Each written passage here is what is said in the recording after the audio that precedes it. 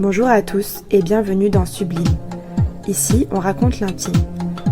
Des histoires où parfois la vie nous abîme et où finalement on la sublime. On transforme les chocs en chemin et les failles en lendemain.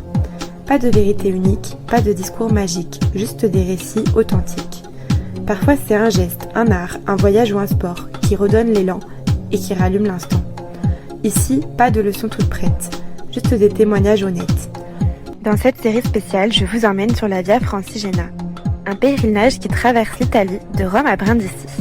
Mon défi, marcher chaque jour, aller à la rencontre des autres et transformer ces instants en récits.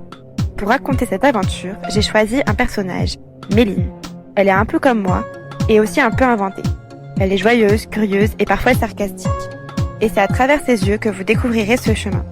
Un épisode par jour comme un carnet de voyage vivant, fait de petites rencontres et de grandes réflexions. Et de tout ce que la route voudra bien nous offrir.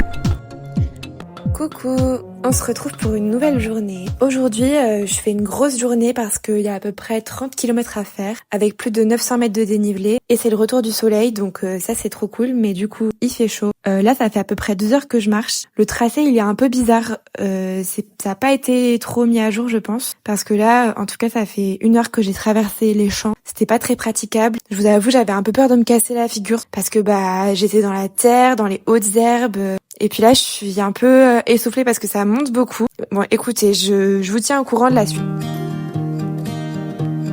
On est un peu plus tard et je suis actuellement en train de marcher toujours à travers les champs. Et je me demandais, mais qu'est-ce que je fous là, quoi? J'en vois pas le bout des champs. En plus, je suis toute seule. Je suis toute seule avec tous les insectes qui m'entourent, n'est-ce pas? Et je me dis que c'est très bizarre que le chemin me fasse passer par là. Je me dis que peut-être que je me suis trompée, que c'est pas le bon chemin. J'ai plusieurs fois vu des panneaux, donc ça me semble être le bon chemin. Mais bon, là, j'ai peur d'arriver à un moment donné sur un endroit où je peux plus passer, où en fait, je me dis que je vais jamais sortir de ces champs. J'ai l'impression que ça se terminera jamais. Bon, écoutez, à un moment donné, j'ai hésité à faire demi-tour, mais en fait, ça fait un moment que je marche, donc ça serait vraiment long de faire demi-tour. Et puis, il y a vraiment pas de route à proximité, donc j'avance. Mais franchement, là, c'est trop bizarre. Je suis vraiment dans des hautes herbes, c'est compliqué, quoi. Bon, je suis enfin sortie des champs. Ça m'a fait du bien là d'arriver. Je suis arrivée sur une ferme. Alors évidemment, je me suis fait accueillir par les chiens. À chaque fois, les chiens ils me hurlent dessus dès que j'arrive. Et on sait jamais trop s'ils sont agressifs. En tout cas, ils sont assez agressifs au début. Mais bon, finalement, ils m'ont laissé passer. Là, du coup, je suis enfin sortie. Je suis arrivée au niveau de la ferme. Je suis sur un petit chemin. Je regarde mon GPS pour voir un peu où j'en suis. Je vois que j'en suis à la moitié du chemin. Je vous avoue que là, j'ai transpiré toute l'eau de mon corps, j'en peux plus, j'avoue, j'en peux déjà plus. J'espérais que je sois bientôt arrivée, mais pas du tout. Je suis même à peu près à la moitié, donc il me reste toute l'autre moitié, et en plus je vois que l'autre moitié c'est que en pente. Donc voilà, j'espère que c'est plus à travers les champs, parce que là je pense que si ça me fait repasser dans des champs, j'irai pas. J'essaierai de trouver un chemin par la route, parce que je pense que là le chemin que je viens de faire tout à l'heure, c'était pas normal et j'aurais pas dû passer par là. C'était le chemin qui était indiqué, mais à un moment donné quand j'ai traversé la rivière là, j'étais complètement perdue. Heureusement que j'avais mon GPS pour me repérer. Je sais pas si j'ai vraiment pris le bon chemin. Je me suis retrouvée dans de la végétation plus grande que moi. J'essayais juste d'avancer. Je me disais, faut vraiment pas penser à tous les insectes et animaux qu'il peut y avoir là-dedans, parce que sinon au secours, quoi. Donc du coup voilà, j'ai avancé et j'ai fini par sortir de là, mais c'était pas facile. Et c'est drôle parce que je pensais justement que ces derniers jours je me dévalorisais un petit peu sur le sujet, en me disant que voilà, ça va, c'était pas si difficile que ça, franchement. On est en Europe, il y a pas des choses vraiment dangereuses, il y a pas d'animaux qui sont vraiment dangereux. Je parle pas italien, mais bon, quand même, j'arrive à comprendre, c'est une langue latine. Et il n'y a pas des vraies difficultés techniques. Je me disais qu'il n'y avait pas tant non plus de dénivelé que ça, que c'était plutôt plat comme chemin, et que il n'y avait pas des vraies difficultés techniques, genre de l'escalade ou des rivières à traverser et tout. Aujourd'hui j'ai traversé une rivière. C'est drôle parce que j'ai tendance à me dévaloriser sur le côté sportif du truc, parce que j'y arrivais, parce que ça se passait plutôt facilement, on va dire. Mais et que les jours passant, mon sac qui commence à être moins lourd, je le supporte mieux, etc. Mais en fait là c'est vraiment difficile. Là, je suis à la moitié du chemin et du coup, je me dis, je sais même pas si je vais faire l'autre moitié ou si je vais finir par trouver une voiture qui va m'amener à ma destination.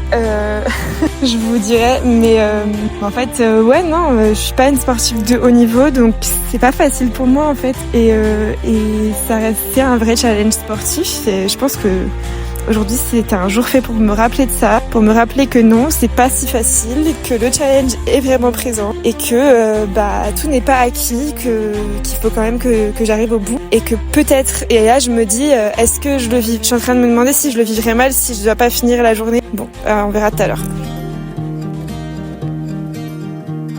J'ai continué de marcher plusieurs heures encore.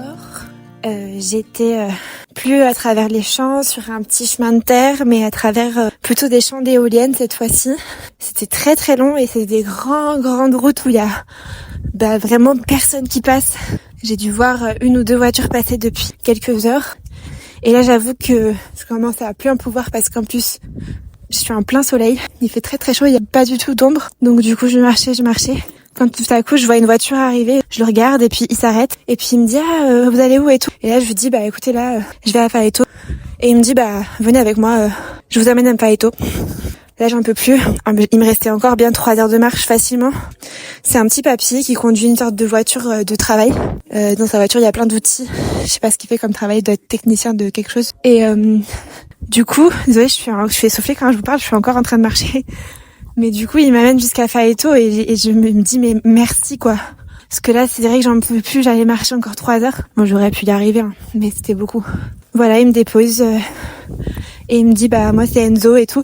Quand dans la voiture, il me parle, il me dit qu'il a déjà travaillé pour la France, qu'il a quelques mots de français. Il me dit qu'il a travaillé aussi un peu en anglais et qu'il a l'air assez impressionné de mon projet et de trouver ça cool. Et à la fin, quand il me dépose, il me dit vous êtes très jolie, ne marchez pas toute seule. Et je me dis bon, ça reste un homme.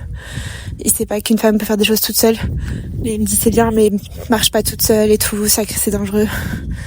Il me laisse sa carte au cas où j'ai besoin de lui. Bon, en tout cas, il m'a amené là où je voulais et c'était super. Merci à tous d'avoir écouté cet épisode. Si vous l'avez aimé et que cela vous a intéressé, n'hésitez pas à le partager. Et pour ne rien manquer de mes actualités et pour suivre la sortie de tous les nouveaux épisodes, n'hésitez pas à suivre mon compte Instagram @sublime-podcast-.